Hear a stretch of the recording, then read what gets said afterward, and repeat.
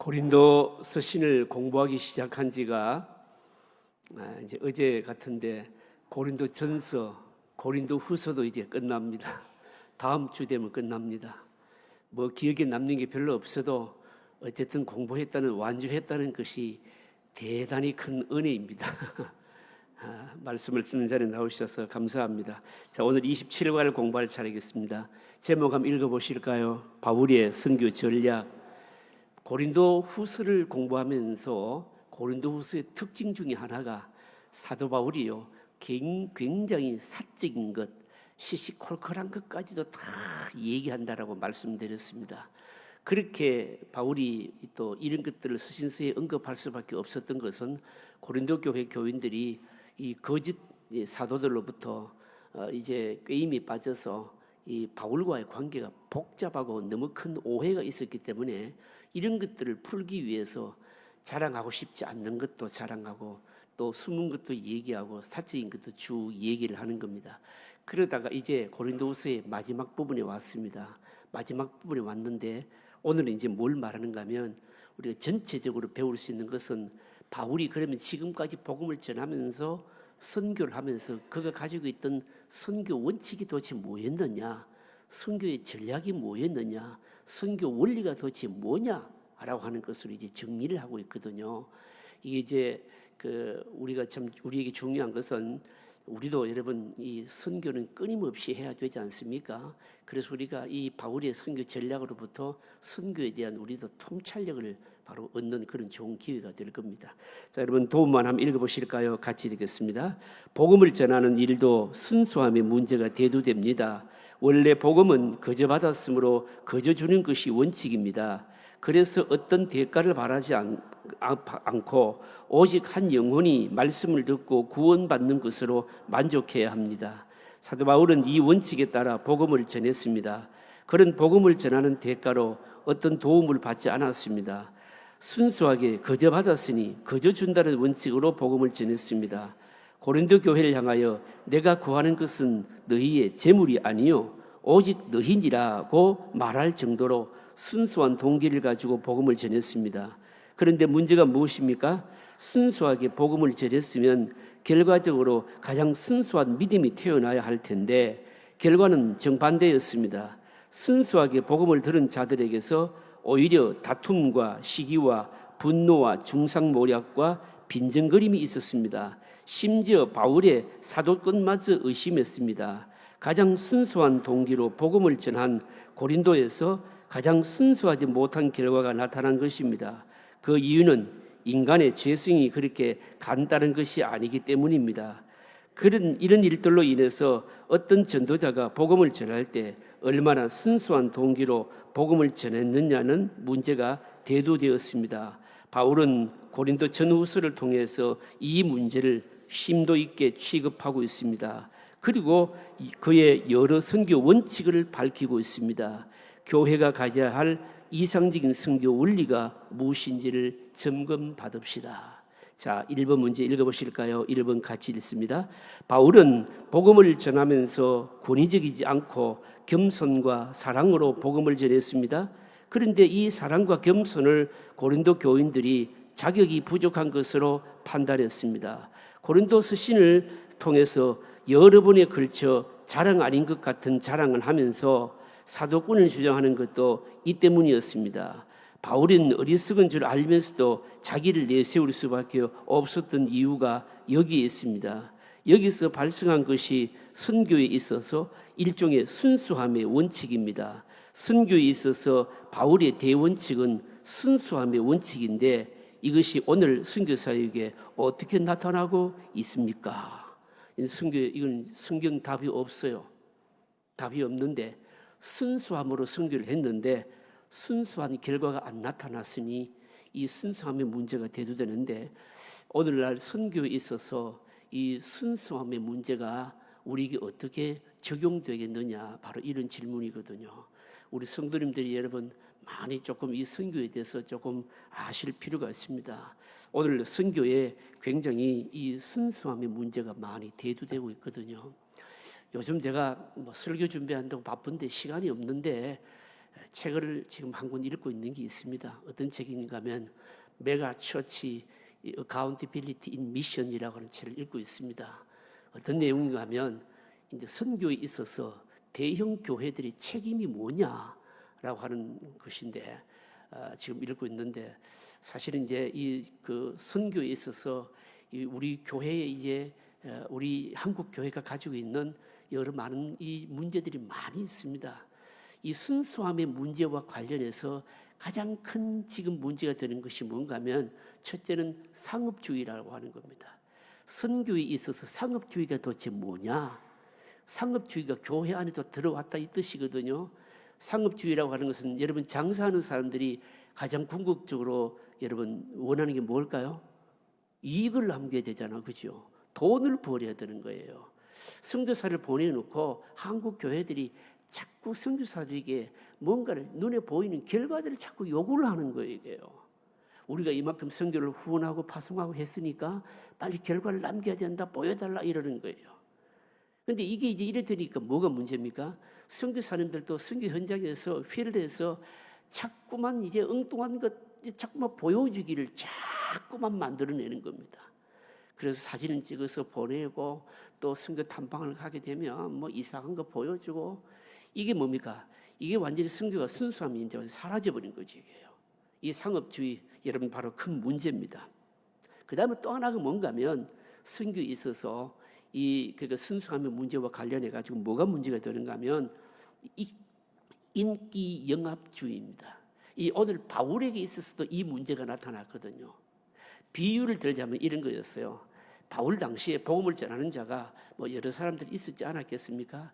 근데 이 특별히 이제 거짓 사도들과 고린도 교회에 들어온 거짓 사도들과 바울을 한번 비교해 보면요, 거짓 사도들이 고린도 교회에 와서 교인들이 마음을 훔쳐가기 시작했는데 마음을 훔쳐가면서 적용한 게 뭔가 하면 내세운 게 뭔가 하면 인기 영합주의예요. 이게요. 인기 영합주의라는 게 뭘까요? 이걸요 요즘 우리가 목회자에게 비유를 하자면 이런 겁니다. 여러분 평신도들은 모르지만요, 목회자들도 목사님들끼리 모이면요 눈에 보이는 이상한 게 많이 작동하거든요. 뭐 어떤 걸까요? 어떤 목사는 막 큰 교회를 목회하고 어떤 목사님들은 아주 작은 교회를 목회하고 사람들의 생각에 어떤 생각이 있습니까?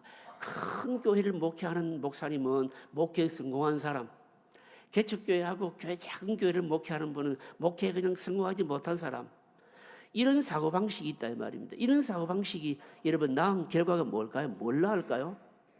뭘 낳는가 하면 영혼구원 생명의 문제가 뒷전으로 밀려나게 되는 거예요. 여러분 우리는 눈에 보이는 것으로 외형주의로 여러분 그 결과를 판단할 수가 여러분 없거든요. 그런데 선교에도 인기 영합주의가 여러분 이미 들어와 있는 겁니다.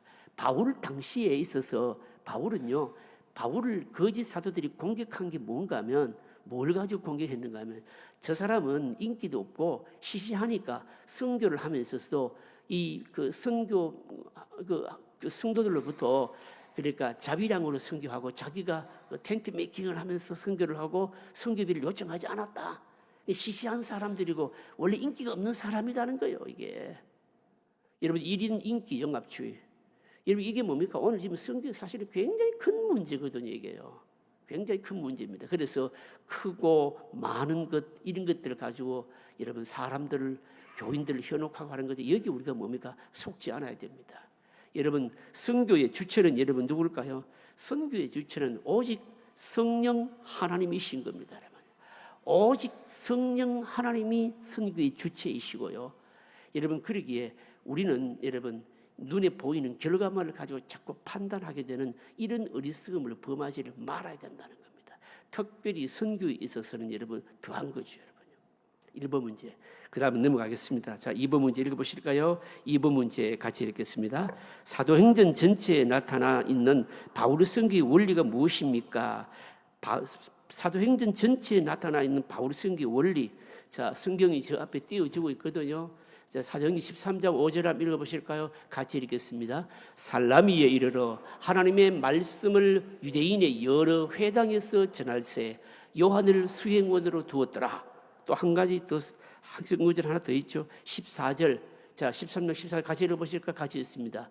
그들은 버가에서 더 나아가 비시디아 안독에 이르러 안식일에 회당에 들어가 앉으니라. 바울의 이 사도행전 13장 같으면은 사도 바울이 선교를 시작할 초기입니다. 초기에 바울이, 사실은 바울은 여러분들이 잘 아시는 대로 이방인을 위한 사도로 특별한 부르심을 받았잖아요. 그런데 이방인을 위해서 특별한 부르심을 받았는데 특이한 것은 두 성경 구절에서 바울이 선교를 하면서 전도를 하면서 어디에서 했다고 말씀합니까? 성경 구절이 지금 지워버려졌는데요. 어디에서 했다고 말합니까? 두 구절 다 회당에서 했다 이겁니다. 여러분 정리를 해드릴게요. 오늘 예배 마치고 나서 또 다른 것도 선교 우리 바자에 준비할 일이 있어서 제가 가능한 한 좀 빨리 좀 정리를 좀 하겠습니다. 바울서 신 전체를 통해서 볼 때 바울의 선교 원칙은 딱 세 가지입니다. 하나는 뭔가 하면요, 회당을 중심으로 한 선교. 또 하나는 뭔가 하면요, 다른 사람이 복음을 전한 곳에는 뭡니까? 복음을 전하지 않는 원칙. 그리고 또 하나는 뭔가 하면 바로 자비량 선교, 볼런터리 미션이었습니다. 그런데 오늘 두 읽은 성경 구절은 뭔가 하면 사도행전 13장 5절하고 14절은 뭔가 하면 회당에서 선교인 겁니다. 회당에서 선교를 했다는 겁니다. 자, 여러분, 회당은 어떤 곳입니까? 회당은요, 시너거라고 하는 것은 어떤 곳인가 하면, 여러분, 그러니까 이게 유대인들이 뭡니까? 유대인들이 바로 예배하는 곳이죠, 여러분요. 회당이 언제 생겼는가? 여러분, 우리가 이미 하도 많이 들어서 잘 알고 계시잖아요. 회당은 사실은 언제부터 생겼는가 하면 구약시대 아수르, 이스라엘, 바벨, 유다 백성들이 바벨론에 뭡니까? 포로로 잡혀가면서 그 디아스포라, 흩어진 유대인들이 이미 그때부터 생긴 겁니다. 여러분, 유대인들은요, 10명만 모이면은 뭐 할까요? 회당을 짓습니다. 여러분요. 회당을 짓습니다. 회당을 짓는데 유대인들이 모여서 예배하는 곳이죠. 그런데 우리가 이미 구약 성경을 뭐 이사야서도 읽고 있잖아요. 묵상하고 설교를 듣고 있는데 구약 성경에서 예루살렘이 회파되고 성전이 파괴되고 바벨론에 유다 백성들이 포로로 잡혀간 것은 하나님의 언약이, 약속이, 구원이 실패하고 끝난 건 아닌가라고 생각이 되지만 실패하고 끝난 게 아니에요. 이게요. 이스라엘 유다 백성들을 뭡니까? 더 정결하게 하고 훈련받고 남은 사람들을 돌아오게 만들고요. 그래서 유다 백성들이 흩어지게 되었는데, 유대인들이 흩어지면서 10명만 모이는 곳이 뭡니까? 바로 회당을 짓는 거예요. 사실은 여러분, 유다 백성들이 포로로 잡혀간 것이 하나님 나라의 구원의 실패가 아닌 이유가 뭔가 하면 이렇게 흩어져 버린 것이 하나님께서 우리 인류를 구원하시려고 하는 원대한 계획이었어요. 이 계획이 언제 이루어질까요? 언제 이루어지는가 하면 놀랍게도 바울 때 이루어지는 겁니다. 왜냐하면요, 바울은 선교를 하면서 여러분 선교의 거점을 어디서부터 했습니까? 회당에서 한 거예요. 그러면 여러분, 바울이 왜 회당을 찾아갔느냐? 어떤 사람은요 이런 얘기합니다. 어떤 사람은 바울이 회당 중심으로 선교한 이것에 대해서, 초기에 회당 중심으로 선교한 것에 대해서 바울 스스로가 이방인을 위해서 부름을 받았다는 게 이게 거짓말이다. 아니, 이방인을 위해서 부름 받았으면 이방인들이 가야지 유대인들이 모이는 왜 회당에 가서 선교를 했느냐? 그래서 이방인들을 위한 부름을 받았다라고 하는 것은 이거는 거짓말이고, 복음을 전하면서 유대인들로부터 너무 배척고 위협을 받으니까 그 선교 정책을 이방인으로 선교 방향을 바꾸었을 뿐이다. 이 초기에 이 회당 중심의 선교를요 이런 식으로 표명하고 잘못 해석하는 사람들이 많이 있습니다, 여러분요. 여러분, 바울이 회당에 가서 전도를 한 이유가 뭘까요? 여러분, 우리가 회당을 잘 이해해야 되는데, 여러분, 회당에 가면은 누가 있습니까? 물론 유대인들이 있죠, 그죠? 유대인들이 있습니다. 유대인들이 있고, 그래 유대인들이 있으니까 여러분, 우리가 선교를 하려고 그러면 제일 중요한 게 뭡니까? 사람을 모아야 되잖아요. 뭔가 접촉점이 있어야 되는 거예요. 그런데 회당에 가면 어떻습니까? 사람을 모으지 않고도 있어요. 누굽니까? 유대인이에요. 그런데 이 유대인들의 특징이 뭡니까? 율법을 잘 아는 거예요. 구약에 대해서 잘 알고 있습니다. 그리고 하나님의 약속과 언약에 대해서 너무너무 잘 알고 있는 겁니다. 그리고 바울은 어떤 사람입니까? 구약과 예수 그리스도의 십자가를 연계시키는데 탁월하게 여러분 선택받은 준비된 사람 아닙니까? 그러니까 사람을 안 모아도 되지요. 구약을 알고 있고 하나님의 약속을 알고 있으니까 가서 복음을 전하면 되니까 여러분 얼마나 쉽습니까? 그러니까 뭡니까? 접촉점이 쉽게 마련될 수 있는 겁니다. 그리고 우리가 또 이제 잘 알아야 될 게 뭔가 하면 회당에 가면은 그러면 유대인들만 있느냐? 천만에요, 여러분요. 우리가 고린도 바울의 서신서를 읽어보면 이방인들이요, 유대인들이 워낙 이방인들을 차별했거든요. 근데 이방인들이요, 소원이 뭔가 하면 어떻게 하든지 유대인 같이 되고 싶어 하는 게 소원이었어요. 그래서 여러분, 회당에 가면 실제로 유대인들만 있느냐? 아니면 그게 아니고 유대교로 회심한 누가 있을까요? 이방인들이 굉장히 많이 있었어요. 또 유대교로 회심하기 위해서 관심 가지고 있는 이방인들이 굉장히 많이 몰려왔었어요. 바울 서신 읽어보게 되면 이 사람들에 대해서 뭐라고 말하고 있는가 하면 바울이요, 경건한 사람들이라고 표현하는 말이 나오는데 그게 전부 뭡니까? 유대교로 회심한 이방인들이에요, 이게요. 그러니까 회당에 가게 되면 유대인들은 저절로 만나죠. 이 유대인들은 율법을 알고 있고 언약을 알고 있지를요. 또 이방인 가운데 회심한 뭡니까? 유대인들도 있지를요. 또 회심하려고 하는 이방인들도 몰려오죠. 이게 완전히 일거몇득 되는 거예요, 이게요. 그러니까 뭡니까? 바울 초기에는 바울은 전도를 하면서 다른 곳에 가지 아니하고 회당에 탁 가서 전도를 한 겁니다. 이걸 보게 되면 바울의 이 초기부터 선교 전략이 탁월했다는 거예요, 이게요. 어디에 가면 사람을 만날 수 있고 그들에게 어떻게 복음을 전할 수 있고 구약과 연결해서 쉽게 복음을 전할 수 있고 이런 전략들이요 굉장히 탁월했다는 거예요, 이게요. 여러분 놀랍지 않습니까? 여러분 오늘 우리들도 여러분 그래야 되는 겁니다. 사실은 전도나 선교나 여러분 선교는 뭡니까? 실제로 여러분 필드 한번 가보십시오. 선교 현장에 한번 가보시면요. 여러분 그 피선교지에 가보시면 선교 전도를 받는 사람들의 문화나 종교성이나 이런 것들이요 어마어마하게 차이 많이 납니다. 그들에게 맞는 뭡니까? 그러니까 진리를 왜곡시키지 않으면서도 뭡니까? 그들의 그릇에 맞게 진리를 담아내는 이게 말하자면 이제 바로 선교에 있어서 이제 바로 굉장히 중요한 과제이거든요. 그래서 여러분 선교하는 데는 굉장한 지혜가 필요하다는 거죠. 그 점에 있어서 바울은 처음부터 뭡니까? 회당을 전도 선교지로 삼았다라고 하는 것은 탁월한 전략이었다라고 하는 겁니다. 여러분 우리도 이런 지혜를 여러분 좀 가져야 되는 겁니다. 자, 그 다음 문제 읽어보십시다. 3번 또 읽어보실까요? 3번 같이 읽습니다. 이방인을 위한 사도로 부름받았음에도 유대인들이 주축을 이루고 있는 회당을 전도 장소로 사용한 것은 유대인들을 위한 고도의 선교 전략인데 무엇입니까? 자, 유대인들을 위한 고도의 선교 전략인데 이 전략에 대해서 좀 더 깊이 설명을 하라 이 뜻이거든요. 이 문제가요. 성경 구절이 나옵니다. 여러분 보십시다. 로마서 11장 11절 읽어보실까? 저희 나옵니다. 같이 읽으실까요? 그러므로 내가 말하노니 그들이 넘어지기까지 실족하였느냐? 그럴 수 없느니라. 그들이 넘어짐으로 구원이 이방인에게 이르러 이스라엘로 시기나게 함이니라. 성경 구절이 하나 더 나오죠. 자, 사도행 13장 45절 같이 읽으실까요? 유대인들이 그 무리를 보고 시기가 가득하여 바울이 말한 것을 반박하고 비방하거늘. 이 두 성경 구절에서 나오는 말이 뭡니까? 시기하였다.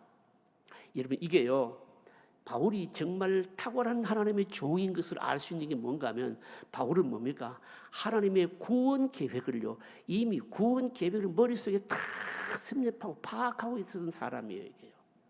여러분 신구약 전체를 통해서 하나님의 구원 계획이 여러분 어떻습니까?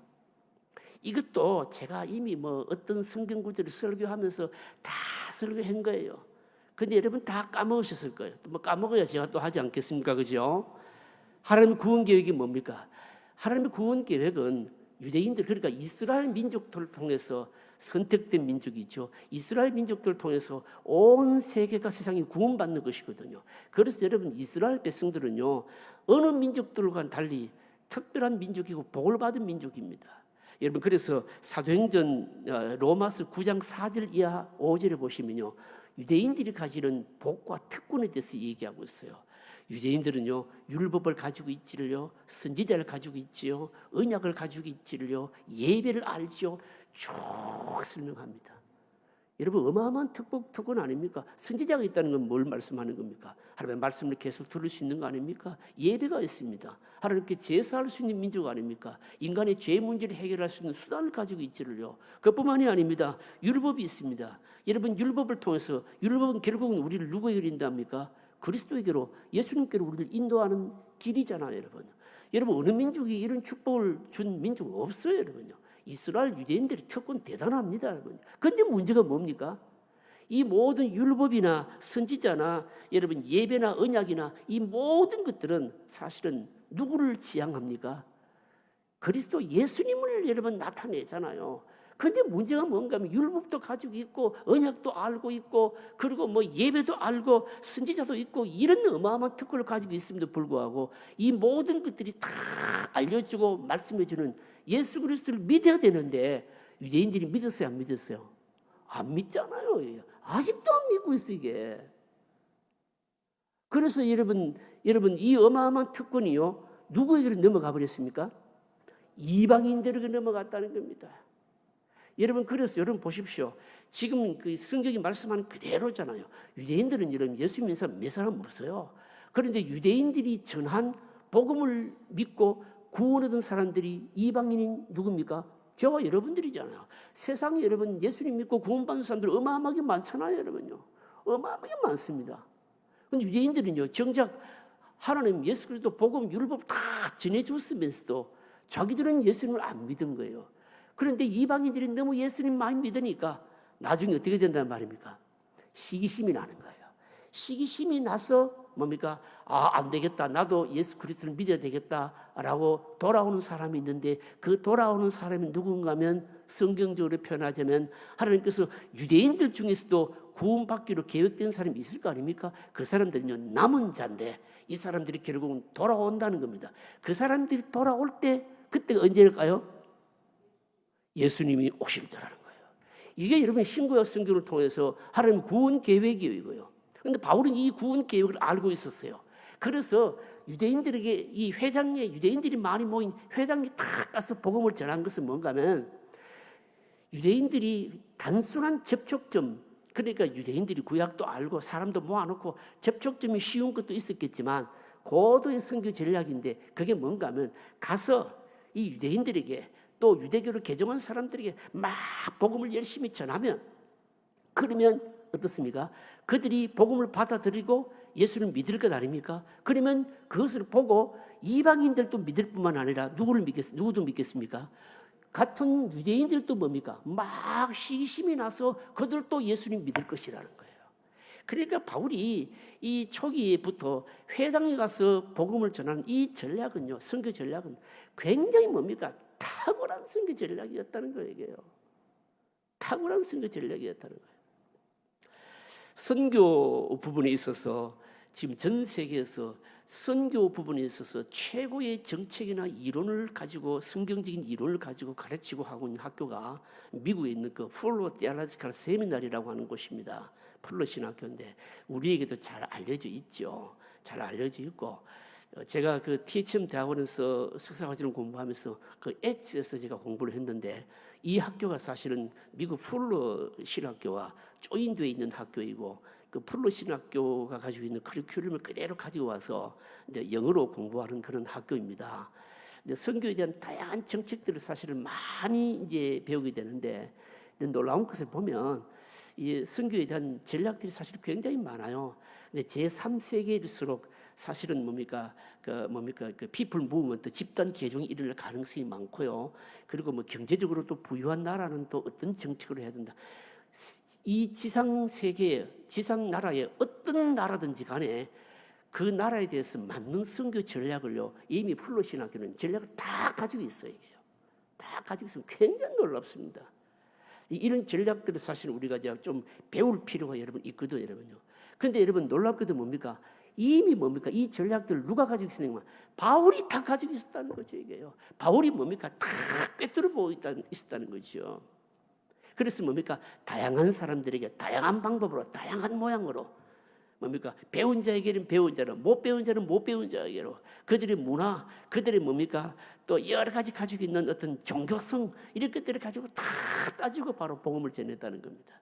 여러분 얼마나 놀랍습니까, 여러분요? 이 바울이 뭡니까? 회당을 통한 전도, 우리에게 상당히 도전이 됩니다. 넘어가겠습니다. 자, 4번 문제 읽어보실까요? 4번 같이 읽겠습니다.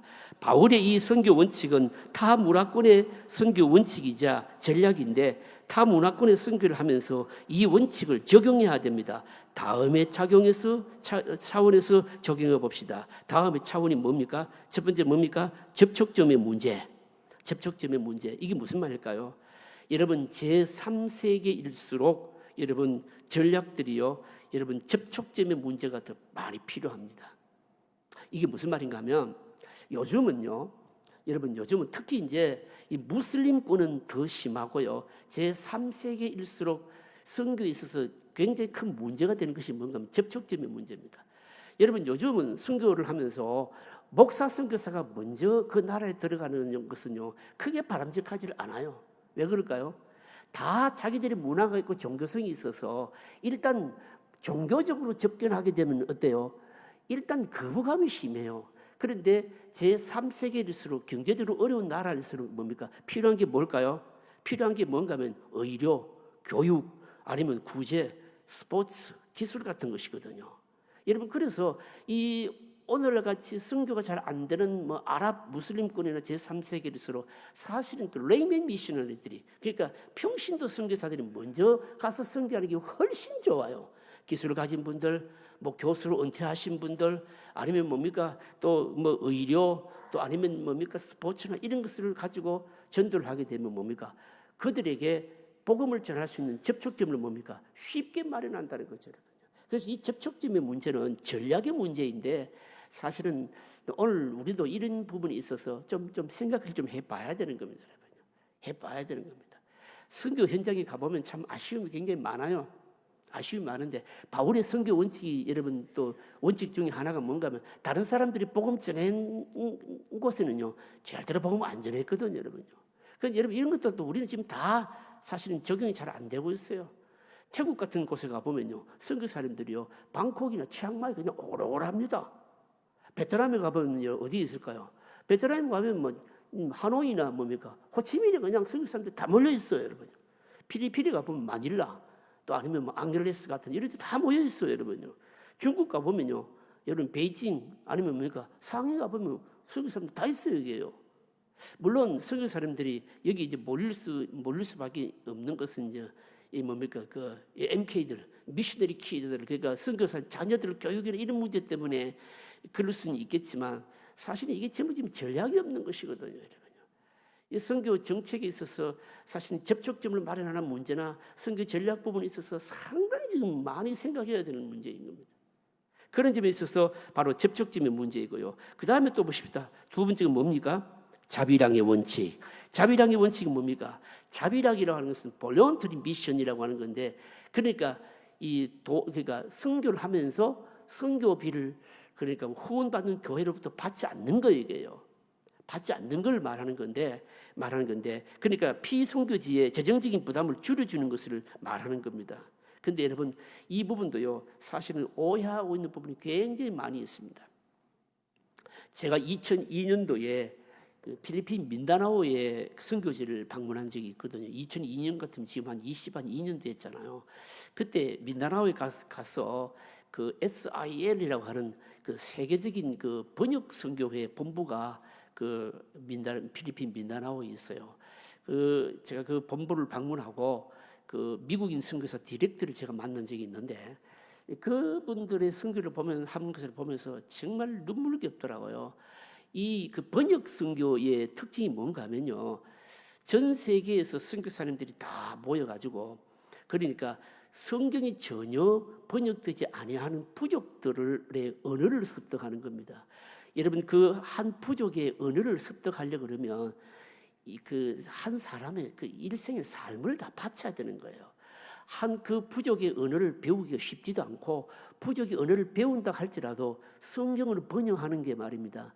성경 그러니까 말하자면 뭐 성경도 다 번역 못하고 성경 중에서도 그 내러티브한 이야기로 돼 있는 이야기 쉬운 부분만 발췌해서 번역을 하고 있더라고요. 있는데 그 SIL 디렉터가 하는 얘기가 자기들이 번역 성경하면서 전 생애를 다 바쳐서 번역 성경을 하고 있는데 그 이 어려움을 이제 얘기를 하더라고요. 무슨 어려움을 얘기하는가 하면 이런 어려움을 얘기해요. 교회들이 말하자면 후원을 하거나 파송을 안 해준다는 거예요. 근데 왜 파송을 안 해주느냐 이 얘기를 하니까 눈에 보이는 뭐가 없을까요? 눈에 보이는 뭔가 지금 이제 결실이 이제 빨리 안 나타나는 거예요. 뭐가 나타나겠습니까? 언어 배우는데 뭐 십수년 걸리지를요. 그리고서 복음서 조그마한 거 하나 번역하는데 일평생을 다 바치는데 그런데 선교사를 파송해서 뭐 교회를 짓고 이런 데는 어떻게 합니까? 그냥만 파송해 주는데 자기들은 후원도 잘 안 해준다는 거예요, 여러분. 여러분 이런 것들은 우리에게 뭘 말씀을 줄까요? 이 자비랑의 원칙이라고 하는 그러니까 뭡니까? 그 사람들은 전부 뭡니까? 거의 전부 다가 자비랑으로 선교비를 서로가 마련해가지고 사실은 이제 선교를 하고 있더라고요. 그러면서 굉장히 많은 제가 도전을 받았거든요, 여러분. 여러분 이 자비랑의 원칙 이게 여러분 무슨 뜻일까요, 여러분요? 복음을 전하면서 비용을 부담하는 문제 이 부분에 있어서는요 우리가 여러분 조금 깊이 좀 생각해 보아야 됩니다. 그 문제와 관련해 가지고 여러분 보십시다. 5번 문제 보시면요 좀 더 구체적으로 설명합니다. 5번 한번 읽어보실까요? 5번 같이 읽겠습니다. 바울이 끝까지 교회들에게 재정적인 지원을 하지 않았는가? 그것은 아닙니다. 교회가 세워지고 어느 정도 성장했을 때 물질적인 요구를 했습니다. 물론 바울 자신을 위한 것은 아니었습니다. 교인들이 믿음을 위한 것이었습니다. 오늘 본문의 내용도 그런 것입니다. 처음에는 자비량으로 전도하더니 왜 이제는 예루살렘 교회를 위한 헌금을 요구하느냐는 것이었습니다. 바울은 본문과 고린도전서 9장에서 장황하게 설명하고 있습니다. 바울의 자비랑 선교의 원칙이 무엇입니까? 본문 그리고 고린도전서 9장을 참고해서 일어났어요. 이게 무슨 말인가 하면 바울이요 이 고린도 교회에 들어온 거짓 사도들로부터 배척을 받은 이유 중에 하나가 처음에는 자비랑 선교를 했습니다. 텐트를 만들어가면서 선교를 했는데 이렇게 한 것은 교인들에게 복음을 처음 받아들이는 사람에게 부담을 주지 않고 복음을 좀 잘 받아들이게 하기 위해서 한 겁니다.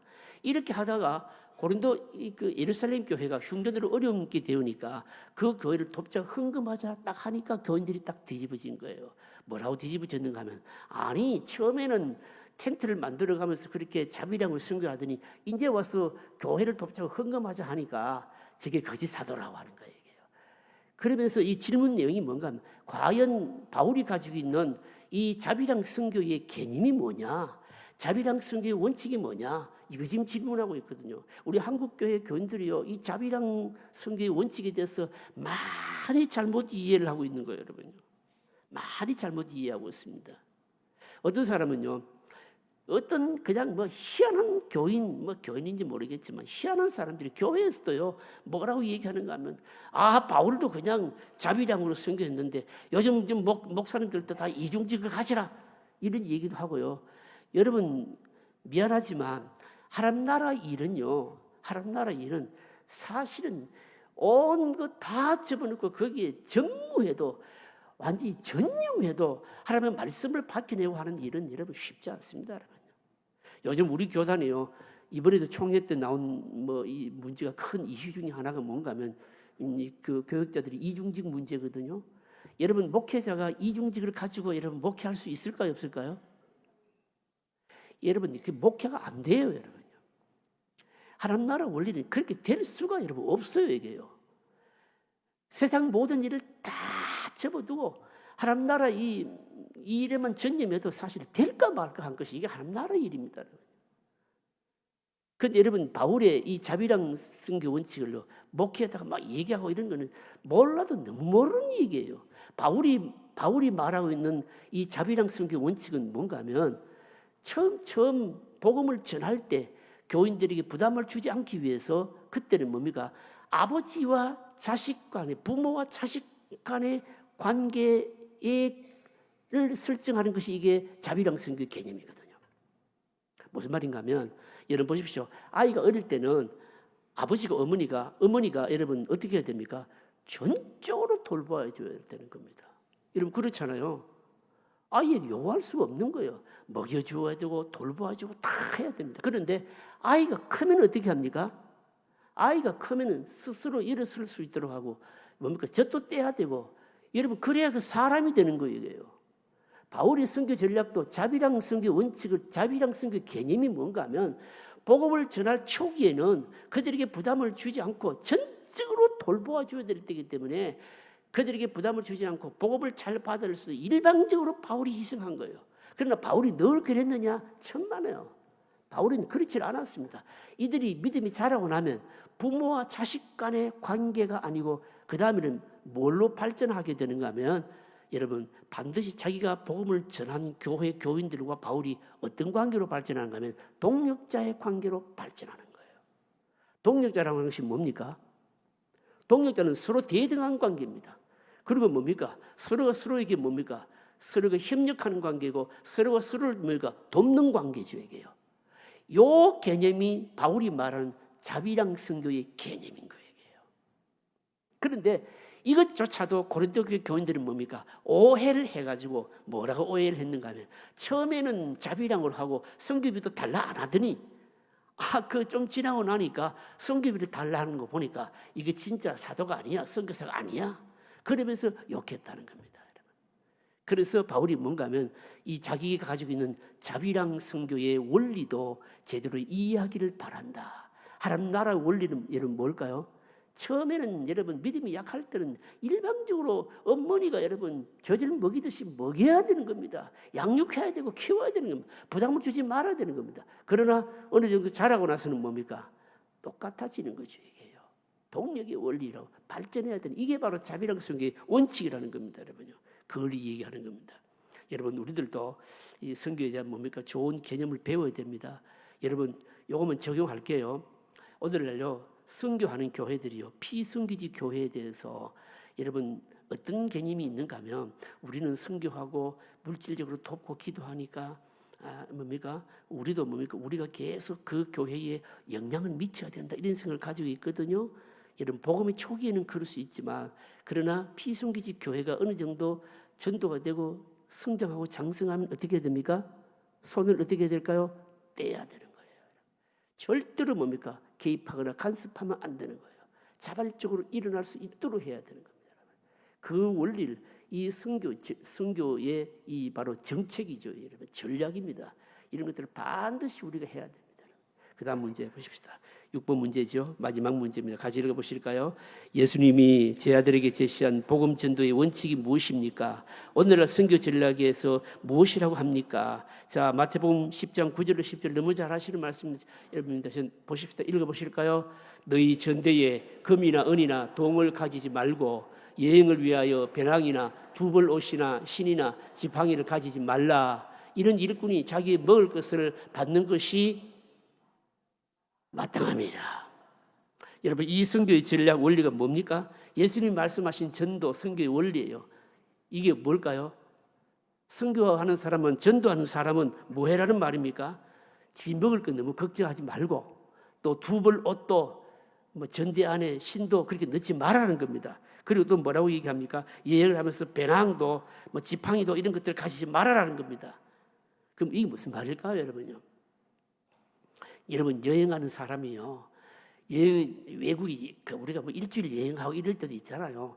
여행할 때 어떤 사람은 가보면요, 뭐 음식 안 맞다고 뭐 깻잎도 가져오고 또 뭐도 가져옵니까? 뭐 깨소금도 가져오고 고추장도 가져오고 멸치도 볶아오고 결국은 자기 다 먹어요, 못 먹어요? 먹지도 못해. 그거 가보면요 맛있는 게 더 많이 있어요. 옷도 말입니다.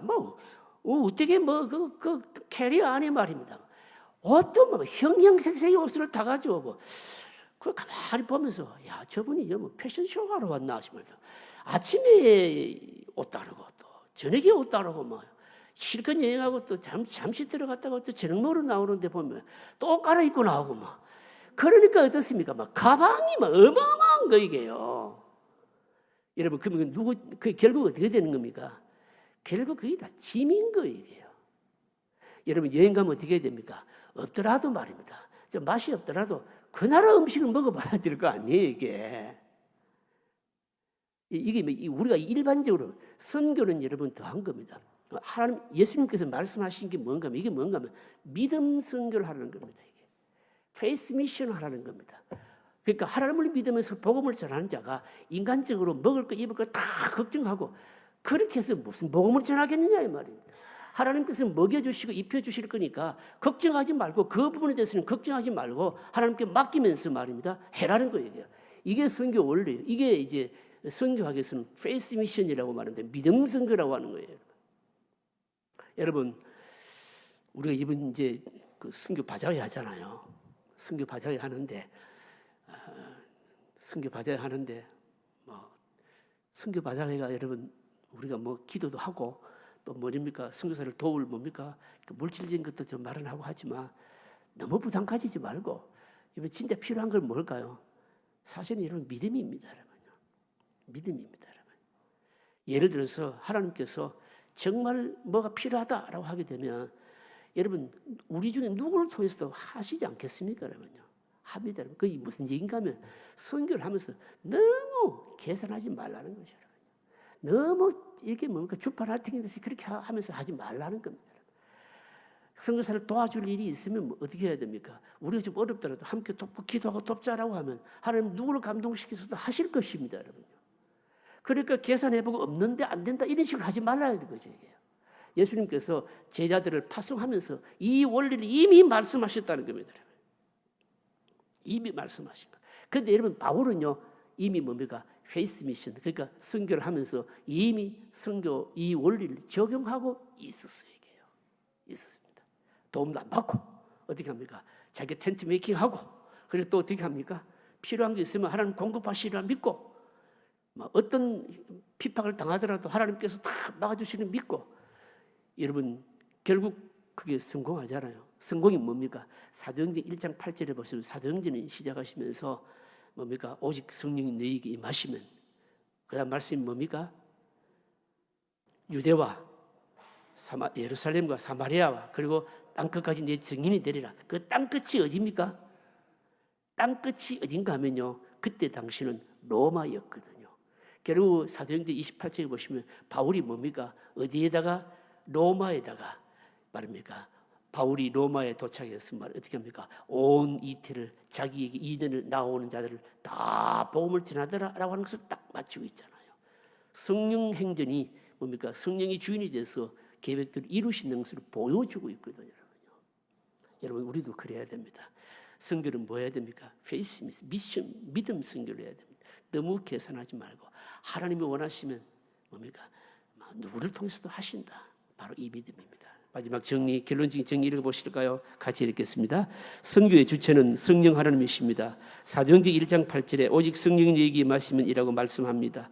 이 말씀은 복음을 전하는 선교의 주권자가 누구이신가를 보여주는 말씀입니다. 선교는 사람이 하는 것이 아닙니다. 선교는 무슨 프로그램이나 전략의 부재가 아닙니다. 전부가 아닙니다. 선교는 단순한 사람의 소산이나 철학이나 종교적인 입장을 전달하는 것이 아닙니다. 선교는 철저히 성령의 사역입니다. 우리는 철저히 사용될 뿐입니다. 끝까지 욕심 없이 가식 없이 순수한 마음으로 복음을 전해야 됩니다. 복음만 전해지며 구원의 역사만 일어나면 우리의 할 일은 다 하게 되는 것입니다.